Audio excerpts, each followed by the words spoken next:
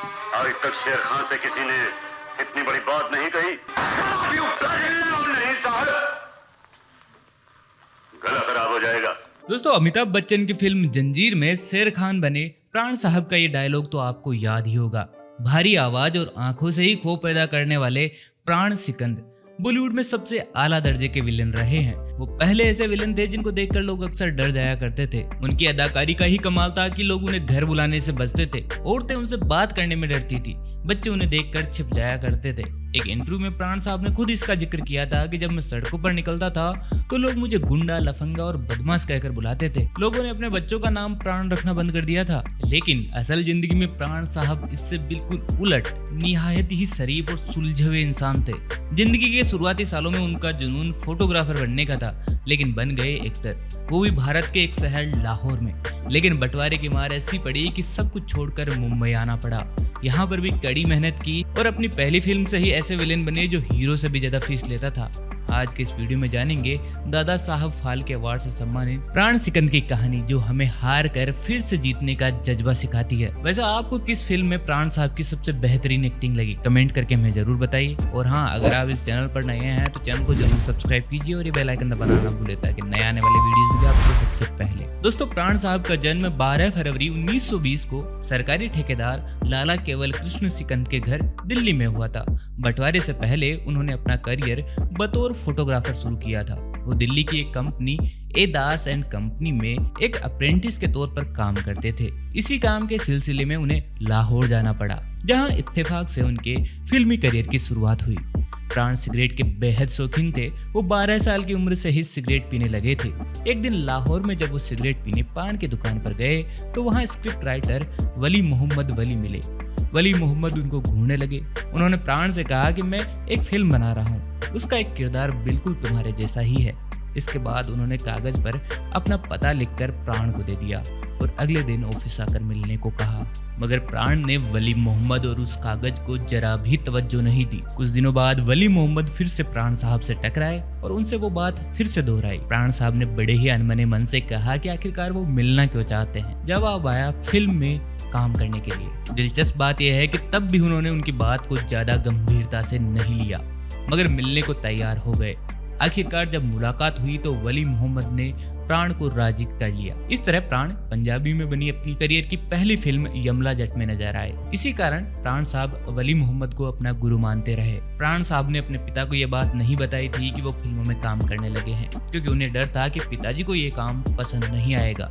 जब अखबार में उनका पहला इंटरव्यू छपा तो उन्होंने अपनी बहन से अखबार छुपाने के लिए कह दिया था, लेकिन फिर भी उनके पिता को इसके बारे में पता चल गया। इस बारे में जानकर उनके पिता को भी अच्छा लगा। बात 1940 के आसपास की है। भारत पर ब्रिटिश हुकूमत थी। देश के 2 हिस्सों में फिल्में बना करती थी। पहला शहर कोलकाता, दूसरा लाहौर। लाहौर सिनेमा फल फूल रहा था। वहाँ की फिल्मों में एक विलेन सबका ध्यान खींच रहा था। उसका नाम था प्राण सिकंद। 1940 से 47 के बीच प्राण ने कोई 22 फिल्मों में काम किया होगा जो लाहौर की फिल्म इंडस्ट्री में बनी थी। 1947 में देश आजाद हुआ और विभाजित भी।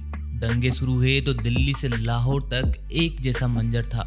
लाहौर में काम कर रहे प्राण ने अपनी पत्नी और अपने बच्चे को मध्य प्रदेश के शहर इंदौर में अपने भाभी के यहाँ भेज दिया।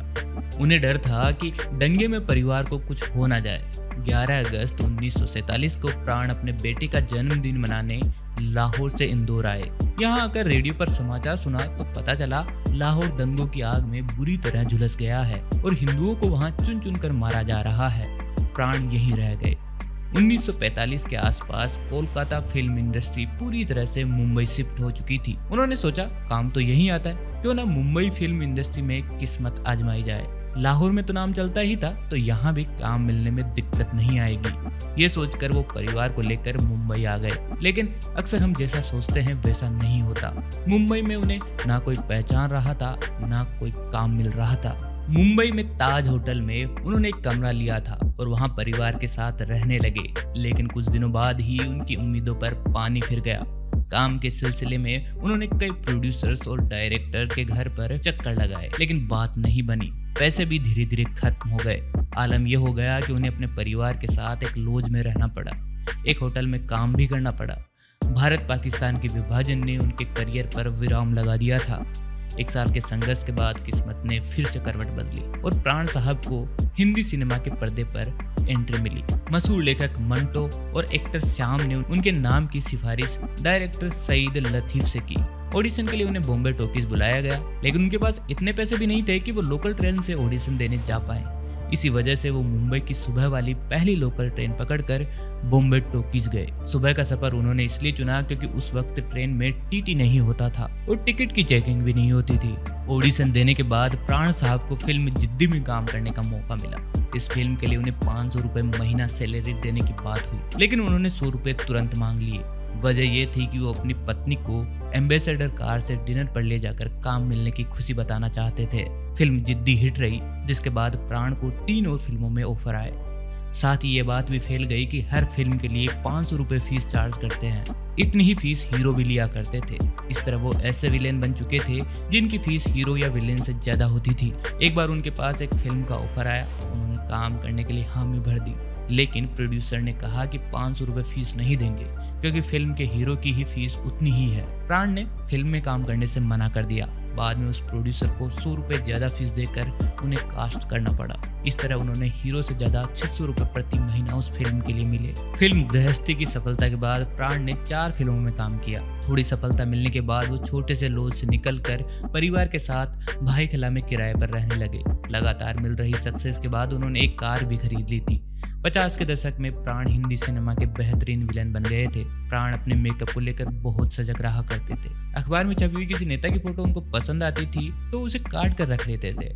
वो ऐसा इसलिए करते थे क्योंकि जब किसी फिल्म में वो खुद को उसी के जैसे पर्दे पर उतारे तो कोई कमी ना हो। अपने घर पर भी वो मेकअप का सामान रखा करते थे। फिल्म खानदान में उन्होंने हिटलर के लुक को कॉपी किया था। जुगनू में उन्होंने बांग्लादेश के पहले राष्ट्रपति शेख मुजीबुर रहमान का गेटअप कॉपी किया था, जिसमें वो प्रोफेसर के रोल में नजर आए थे।